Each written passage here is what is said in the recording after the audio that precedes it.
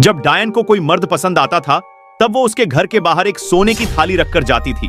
जैसे उस घर की औरत उसे लेने आती, वो थाली उसके सर पर जाती थी और फिर वो थाली उसे उसके अंदर खींच लेती थी और फिर थाली हवा में गायब हो जाती थी। फिर चुड़ैल उस औरत का रूप ले लेती थी और उस घर के आदमी के साथ एक रात बिताती थी। फिर अगले दिन वो उस आदमी को मार देती थी। ऐसे ही उसने न जाने कितने ही मर्दों की जान ली थी। लेकिन एक दिन जब वो एक आदमी को मारती है तब वो आदमी फिर से जिंदा होकर उसी के सामने आता है और उसे कहता है, मैं खुद एक भूत हूं। ऐसा कहकर वो एक भूत में बदल जाता है और डायन का ही गला पक लेता है और उसे नीचे गिराकर उसके दोनों हाथों को काट डालता है और उसे हमेशा हमेशा के लिए मार देता है। एक दिन बिरजू अपनी नाव लेकर नदी में जाता है। तभी नदी में से एक मरा हुआ कुत्ता बाहर आता है। उस कुत्ते का मालिक बिरजू को नाव पर देख लेता है। उसे लगता है कि बिरजू ने ही उस कुत्ते को मारा है। वो बिरजू पर बंदूक तानकर उसे मारने ही वाला होता है। जैसे ही वो गोली छोड़ देता है, गंजी चुड़ैल आकर उसकी गोली अपने ऊपर ले लेती है। तभी उस मरे हुए कुत्ते की आत्मा बाहर आती है और मालिक से कहती है, मालिक, आपकी बीवी ने ही मुझे जहर वाला बिस्कुट खिलाया और मेरे मरने के बाद मुझे यहाँ लाकर फेंक दिया। तभी गंजी चुड़ैल कुत्ते के मालिक को मारने जाती है। जैसे ही वो उसे मारने वाली होती है तभी कुत्ते की आत्मा चुड़ैल में घुस जाती है और चुड़ैल को ही हवा में उड़ा ले जाती है। उड़ते उड़ते चुड़ैल मालिक के घर आती है। मालिक बीवी आंगन में काम कर रही थी। चुड़ैल आकर उसका गला दबाती है। मालिक की बीवी गला दबाने की वजह से वहीं पर मर जाती है। कुत्ते की आत्मा चुड़ैल के अंदर से बाहर निकल जाती है, जो को जंगल में एक सोने का पत्थर मिलता है।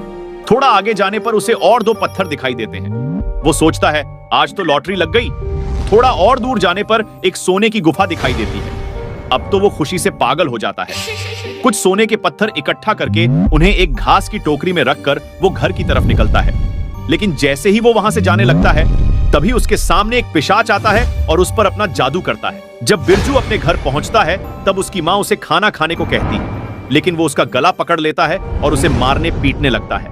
माँ डर कर भाग जाती है। जब वो रास्ते पर निकलता है तो एक दोस्त उसका हाल चाल पूछता है, लेकिन बिरजू उसका हाथ काट देता है।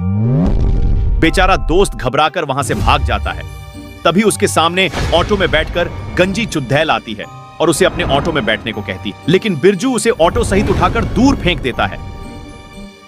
आगे की कहानी में एक बच्चा रोजाना माँ से गाय का दूध मांगता था, लेकिन माँ बेचारी गरीब होने के कारण उसे दूध नहीं दे पाती थी। एक दिन उसने उसे डराते हुए कहा, अगर तूने आज के बाद दूध मांगा तो मैं जंगल वाली गंजी चुड़ैल को बुलाकर तुझे ले जाने को कहूंगी। बच्चा डरकर घर के अंदर चला गया। अगले दिन बच्चा सवेरे ही चुड़ैल को ढूंढने जंगल गया। जंगल के अंदर एक जंगली भेदिये ने उसे देख लिया और चुपके से उसका पीछा करने लगा। जैसे ही बच्चा मैदान में आया वो उस पर वार करने के लिए भागने लगा, लेकिन तभी उसके आगे गंजी चुड़ैल आती है और उसे एक जोर का मुक्का मारती है। उस मुक्के से भेदिया घायल होकर जमीन पर गिर जाता है और डरकर वहां से भाग जाता है। बाद में चुड़ैल उस बच्चे की कहानी सुनकर उसे घर पर एक पेड़ लगाने देती है। बच्चा जैसे ही घर आकर पेड़ लगाता है वो जल्दी से बड़ा बन जाता है और उस पर एक दूध की बोतल उगाती है। बच्चा जितनी बार भी उस बोतल को तोड़ता था वहां पर एक और बोतल उगाती थी। एक दिन गंजी चुड़ैल को जंगल में तलवार मिलती है। उसे तलवारबाजी सीखने का मन करता है, इसलिए वो गांव के पास आती है। उसे पेड़ के नीचे लटका तलवारबाजी की प्रैक्टिस करता दिखाई देता है। चुड़ैल उसे उठाकर कुएं के अंदर लाती है और कहती है, मुझे कुछ दिनों तक तलवारबाजी सिखाओ, सीखने के बाद मैं तुझे छोड़ दूंगी। उस दिन से लटका तलवारबाजी सिखाने लगता है। सुबह तलवारबाजी की प्रैक्टिस करते और शाम को चुड़ैल खाना ढूंढ कर लाती थी। फिर दोनों शाम को खाना खाते।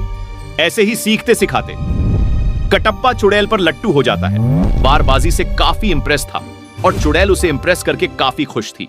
लेकिन एक दिन कटप्पा दोपहर को उसका पीछा करता है। उसे दिखाई देता है चुड़ैल बिरजू को तलवारबाजी सिखा रही है। तभी वो भागते भागते बिरजू को मारने आता है, लेकिन तभी चुड़ैल उसके सर पर पत्थर फेंक कर मारती है।